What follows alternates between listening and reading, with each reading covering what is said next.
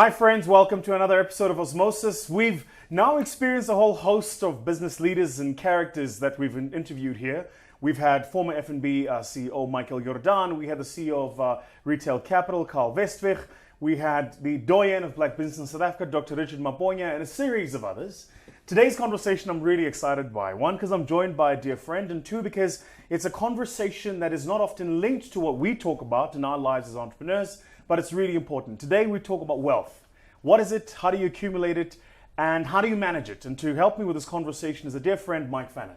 Obviously, thanks How's for having it going? me. Yeah, I must admit, with the names you've just mentioned there, it's quite intimidating. You've had some pretty serious people in this chair. Yeah, everybody's just having a conversation. I think that the point about what we do is it's so you ever heard the expression knowledge is power? Yeah. Yeah, it's rubbish. Application of knowledge is power. I like that. Right? So what we try to do with this platform is to not only give people the information, but also to try and inspire them to go use it, go do something with it, right? Fantastic. And your story is interesting because, every time I talk to you, I feel like we could come at this from so many angles. So I could talk to you as the expert who does what you do, but also I could talk to you as the entrepreneur who is in a business and is part of a team that's building a business that wants to be the largest distributor of high net worth products in the continent, right? Yeah. First, talk to me a bit about your entrepreneurial journey. How's that gone? Okay, it's how far back do we go? From when I was at university, I've always wanted to look at doing something that was different. Yeah. I never wanted to be just the guy who ran out and got the job in a bank and went from there and just those steps. So I lasted my entire career as an employee was 14 months in investment banks in London. I literally went there. 14 months later, I decided I didn't want to jockey spreadsheets for a living. And what I wanted to do was do something different. And I think that's the first thing you got to do is you got to find something you're passionate about. And my passion has always been helping people with their finances. And since then, I've had a variety of businesses, some of which have been spectacularly successful, some of which have been successful to a point in terms of my own needs being reached, but some which weren't successful at all. Sure. Okay, but the important thing is that it was a journey of growth, and each time I learned something from each and every single one of them. Got you. Even when I was at Varsity, I had small businesses. I had a nightclub, I had a clothing business.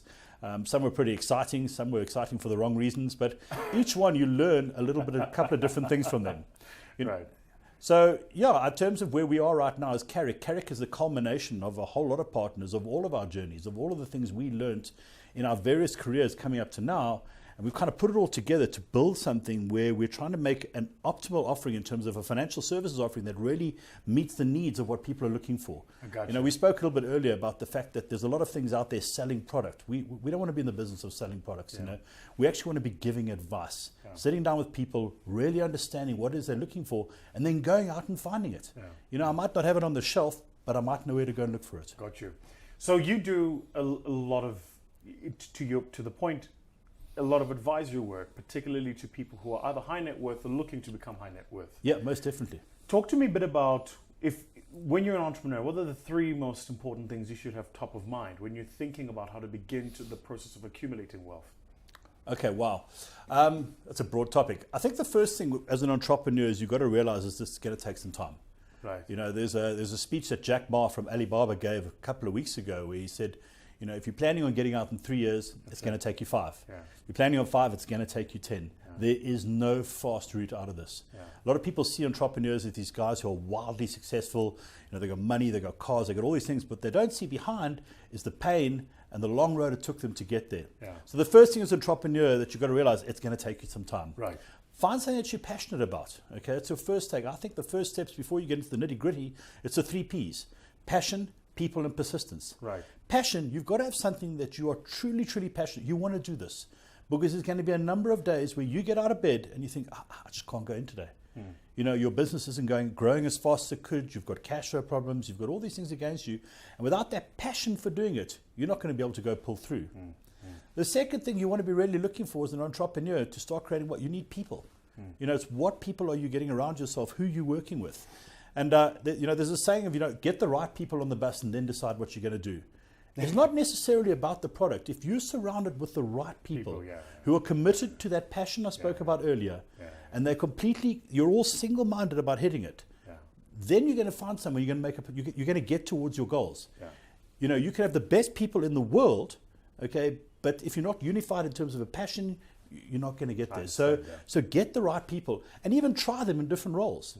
here's the other thing. You may have a guy, I look at myself in Carrick, I think I'm on my 5th different role within the company that's only 3 years old.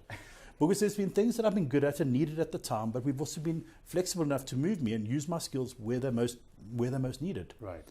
The last thing that an entrepreneur is going to need is persistence. Right. Okay, persistence goes beyond anything.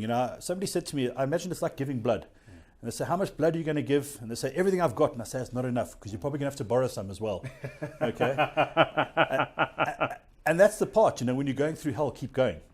And really, there's no entrepreneur in the world that has had an easy ride, where it's been plain sailing all the way through. Each and every person who started a business has stared that wall in the face and said, what have I done? 100%. And it's 100%. that persistence to say, I was passionate about this, I've got the right people with me, and to keep on driving through. And those are those characteristics you absolutely absolutely going to have. Love it. Absolutely love it. So passion, persistence, people. Yeah. When we come back, we continue our conversation with Mike. Welcome back. We continue our conversation with Mike Fannin, direct and partner at Carrick Wealth. We're talking about the intersection between entrepreneurship and wealth creation. How you and I need to look at our own blind spots and how we need to take care to ensure that we don't stand in our own way. So Mike, welcome back. A quick question for you. Over the years where you've worked with high net worth individuals, what have you learned about their relationship with money? 2 words: they stay humble. Wow. Live below your means. One of the things that's it's a common theme over and over again is people who've managed to acquire wealth as opposed to income. Okay, live within their means. Okay, you don't see them out buying the big cars. They're playing the long game. I've spoke to you earlier about an entrepreneur that I know. He's not interested in the million. He's going for the billion. He's keeping his money tight. He's slowly but surely reinvesting in his business. Live within your means, and it's a massive common theme. The second thing that they do is they educate themselves. They educate themselves, and it's an ongoing process. They never stop learning. Okay, 90% of people with wealth read every single day. But the interesting thing is they don't read fiction. Not in the latest James Patterson. They're reading biographies. They're reading market news. They're educating and upskilling themselves on an ongoing basis. And I think it's important, is that especially when you move into an entrepreneurial field, if you do come across something that you've come up with a great idea, and it takes, there are going to be 10 guys who are going to hook onto your coat heels, and they're going to start trying to compete with you. Of course. So that development that those people of wealth keep doing, it's got to keep you ahead of the game. Right. You've got to keep reinvesting your money back into growing the business. Got to keep reinvesting in yourself to growing your own intellect. We often say in our firm, innovation encourages imitation. 100%. Anytime you innovate, when it kicks, people imitate you. It's just, and for me, it's funny. It's like 99% of people out there have no innovative bone in their body. They just sit and wait for somebody to do something new. Yeah.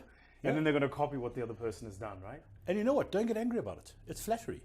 You've come up with an amazing concept. And the fact is that if you're actually good at what you do and you've researched it properly, You can evolve. Yeah. you're going to evolve and you're going to go ahead. Yeah. It's one of the things that I say to people, and this is the biggest part, is that if you've done it properly, right up front, we spoke about getting those right people there in a room. Yeah. Okay, and we've got that passion. Now, the next thing we've got to do is we've got to have that goal. Yeah. And something else that people do is write that goal down. Writing goals down is it's an unusual habit to develop, but 70 to 80% of highly successful people write their goals down, and because you're actually committing to it.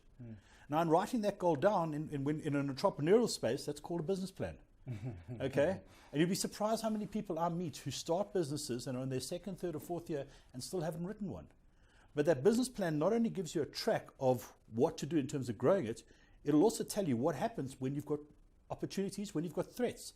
What is your plan for when competitors come in? So you're never caught at a moment, struggling for words, struggling to find a position. You're ready for it. You've planned for this. You've planned to innovate. You've planned where your investment's going to go. Not only am I going to take my profit and reinvest in my company, but this is where I'm going to reinvest it. That's what my plan says. You don't get diverted. You've got a singularity of focus. There's the age-old adage of the too many buffaloes. When a lion hunts, it goes for that one buffalo and hits it, and no matter how many run in front of it, it just goes for that one. Yeah. Okay, your business plan shows you that one. So that's where my investment's going to go. That's how I'm going to grow my business. It's true too, isn't it, about just life generally, is how you've got to have a singularity to the point. Yeah. A single view of where you want things to go. Yeah. So I'm an entrepreneur. I'm doing fairly okay. My business does okay. I can meet my month-end expenses, and I have a little bit left over. Yeah. What questions should I be asking myself to start in my mind the conversation about really creating and then preserving wealth? I think the big thing is also to diversify. You know, a friend of mine has a saying: if not only should you not have all your eggs in one basket, you shouldn't have only one goose laying the eggs. And I think it's important that the second you're starting to free up that extra capital is to diversify into assets or that are going to grow equity or grow wealth that are not directly correspondent to what you're currently involved in. I understand. If you're a tech business, don't go invest in a whole lot more technology companies. 100%. Let's try and spread it around because every bubble bursts at some stage. Everything has their cycle. So what you want to do is start growing assets, and it must be and real assets. Okay, you know, if you're a startup, don't go invest in a whole lot of other startups. You've already got your risk capital. Okay, so start to differentiate in terms of asset classes, in terms of geographical diversification. You know, it could be different currencies or whatever it may be, but make sure you're diversifying as you grow. But the biggest thing is, just to roll back, is your time of what to invest and when is determined by that business plan again. Because within that, you've got to be saying, this is the point when we will take money out. Not, okay, we've got a couple of 100,000 rand left over, what do we do with it? Okay, let's pay it out. You've already made a bad, your system should tell you when to reinvest, when to pay it out, at what point that's now capital for the shareholders, what point it's back for the business. And you have to stick to those rules. One of the challenges about living in South Africa is it's incredible, and to make it a local conversation now, is this, in my view, is one of the hardest countries in the world to create and preserve wealth. Purely because, and this is just my view, there are so many systems, processes, and laws to part you with your money that it's really hard to go, yeah, you know, I'm willing to work an 18-hour day for 10 years on end, because at the end of it, the trajectory of what my net worth looks like is different to the guy who just gets an 8-to-5 job. Yeah. So here's the question I'm asking. Yeah. So here's the question. One, is my assertion right? Right. and I suppose the question specifically I'm asking leads to the second question, which is, what is the benefit of looking at going offshore? Yeah. In terms of getting exposure to different markets so that you can diversify your risk. Yeah. Okay. So first one, unfortunately, I do disagree. You want a place that's hard to grow money? Yeah. Go to Australia. They've got a million ways to take cash off you. Wow. Go come against the US Internal Revenue Service. Yeah. The taxation there makes us, we're amateurs. Yeah. Okay, we're a country that is still growing and has the opportunity to grow at a rate of knots. We've got a couple of issues we've got to sort out, but a lot of it's virgin markets. A lot of things that are mature in other countries are brand new here. We haven't even started them yet. So there's a lot of ideas. You know, we spoke about people who are just sitting there waiting to take an idea. You don't actually need your own idea. There's 50 ideas that have worked well in other countries that haven't even started here yet. How about you? That you could look at potentially. Is there regulation? Regulation's a good thing.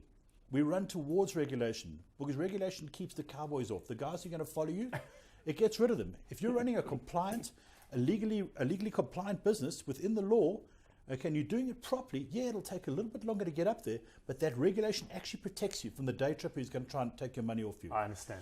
The second question, in terms of going offshore is an investment question. You know, I've always likened it to, I think you've heard me use the analogy before. If you imagine a field, a cricket field of 100 square meters, and you got your children, you're going to take them out, you're going to go play cricket, and what you do is you stand in a 1 square meter space on that field, this tiny little block, and that's the only place you play, and all that other grass sits out there. And that other grass is offshore. Okay? South Africa is 1% of the global financial market. If we only invest here and only play here, we're back to our only one goose. 100%, It's a standard practice in terms of investment to diversify by geography, by asset class, by currency. This is normal. It's not hiding money. It's not doing anything. It's a normal part of investing. And it's extremely prudent, especially when we live in a country which is extremely volatile. Our rand, you could wake up tomorrow and you could be worth 30% less. You know, when you see these exchange rates go up and down, I always say, people say, what does that mean? And I say, well, if you imagine, you know, when I go to Woolworths, okay, I do all my shopping and I put my meat in last. That's the last one I go and I get my meat. And what a 30% drop in exchange rate means, somebody comes along to my trolley and takes all my meat out and says, you can't have that anymore because your rand's now only going to buy what's left. Wow. And that's what those movements in exchange rate can do to you. So you want to be investing your retirement wealth in hard currencies that offer a lot more stability. I got you. So finally, to close it, to the entrepreneur watching this conversation, who is again at the point in their lives where they're having to make decisions about what does their future look like, to make sure that I understood it. So you said passion, people, persistence, got that. You said look to diversify, got that. You said make sure that you act for your circumstance and your situation, got that too. What is top of mind that you'd like that entrepreneur to always have consistently at the back of his mind about creating a legacy, particularly a financial legacy? remember what you got into it for in the first place. Okay, Yeah. this whole thing's supposed to be fun. Yeah. Okay, we all get into this for a reason. That passion that we spoke about, remember why you did it in the first place. There would have been a moment you woke up and thought, this is what I want to do. Okay, you were a speaker. Yeah. There was a moment you woke up and thought, I want to talk. Yeah. And we sometimes get disconnected from that. With all the stuff that gets in the middle, we forget why we started. Gotcha. Don't forget why you started, because that's your core. If you keep coming back to that, it'll be your base that you build through in unstable times. And it'll fuel you when you Completely, Yeah. completely. So that to me is the big one. There's no magic bullet to this thing. There's no right way. There's guys who went into Dragon's Den and got told to get rid of, to run away, and they all made money. And there's so many different stories. So there's no right or wrong. But the big things are connect to your. There's a great book, Jim Collins, Good to Great. Right. Hedgehog Principle says find something that you love, find something that you can be the best in the world at, and then make sure that it makes you money. And that, my friends, is where we leave it. Find something that you love, find something you're the best in the world at, and make sure that it makes you money. This is Vusi Tebogao, who's presented another episode of Osmosis, joined by my good friend Mike Vannon from Carrick Wealth. Cheers.